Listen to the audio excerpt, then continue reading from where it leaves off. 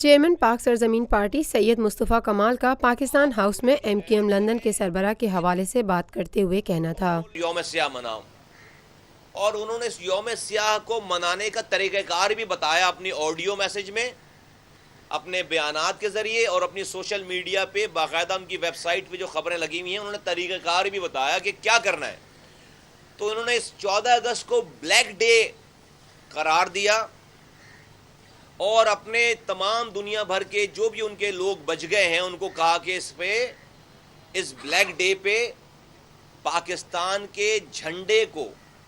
مجھے کہتے ہوئے تکلیف ہوتی ہے، پاکستان کے معتبر جھنڈے کو نظر آتش کرو اور اس کی ویڈیو بناؤ اور اس کی تصویریں کھینچو اور وہ لندن سیکریٹریٹ بھیجو، ہم اپنی سوشل میڈیا سائٹ پہ چلائیں گے اور دنیا بھر میں بھیجیں گے۔ تو اپیل تو انہوں نے پورے پاکستان بھر میں سب سے کی، پوری دنیا بھر میں سب سے کی ساری چیزیں۔ چند لوگوں نے جو کہ پاکستان سے باہر ہے، اپنے منہ پہ ڈھاٹے شاٹے باندھ کر، اور یہ طریقہ کار الطاف حسین صاحب نے بتایا اس سے پہلے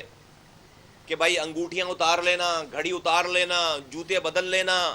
اور کوئی ایسی نشانی نہیں رکھنا جس سے پہچانے جاؤ۔ لیکن خیر پہچانے سب گئے ہیں، سب کا پتہ چل گیا کہ کون کون تھا، لیکن انہوں نے جو ہے وہ اپنے منہ کو چھپا کر اور انہوں نے یہ گھناؤنا جرم کیا ہے۔ بھارت کے حوالے سے بات کرتے ہوئے مصطفیٰ کمال کا کہنا تھا الطاف حسین نے ساری دنیا بھر میں جو بھی ان کے جتنے لوگ بچ گئے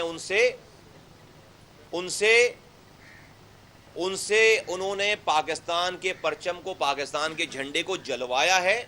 اس کی ویڈیو بنائی ہے، اس کی تصویریں کھنچوائی ہیں، پاکستان کو گالیاں بکی ہیں،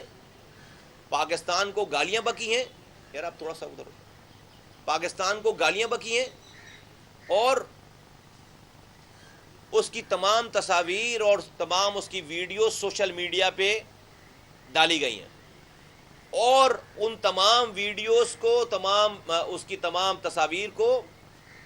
انڈیا کے تمام نشریاتی ادارے، تمام ٹی وی چینلز کو بھیجی گئی ہیں، اور انڈیا کے تمام چینلز نے دنیا بھر میں 14 اگست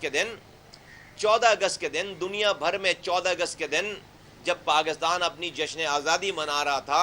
انڈیا کے چینلز نے، انڈیا کے نشریاتی اداروں نے پاکستان کے خلاف یہ تصاویر اور یہ ویڈیوز دکھا کر پاکستان کے خلاف گھناؤنا پروپیگنڈا کیا۔ چیئرمین پاک سرزمین پارٹی نے پریس کانفرنس سے خطاب کرتے ہوئے مزید کہا پاکستان کو گالی بکی، پاکستان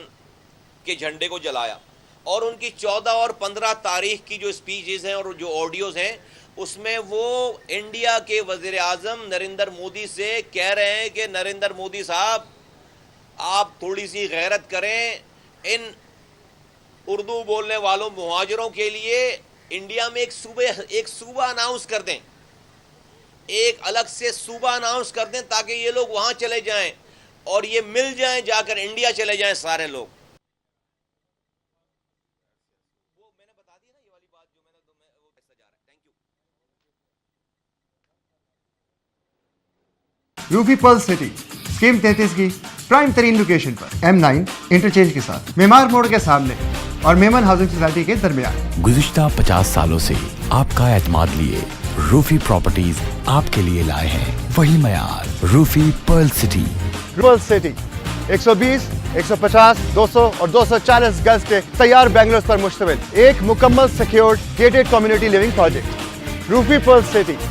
جدید ترین سہولتوں سے آراستہ، پرسکون اور پرفضا رہائش، جس میں تھیم پارک، فٹنس سینٹر، مسجد، solar power back up, RO plant کے ذریعے 24 گھنٹے میٹھا پانی۔ Scheme 33 Karachi university, NED university, PCSIR اور گلشن کنیز فاطمہ کے قریب تر۔ روفی بردرز کی گولڈن جوبلی پر اوورسیز اور سابقہ تمام مائنورٹیز کے لیے 10% کا خصوصی ڈسکاؤنٹ۔ بکنگ اور دیگر تفصیلات کے لیے east land marketing, UAN 11117834۔ Lotus Lake Towers, a groundbreaking endeavor by Lotus Properties.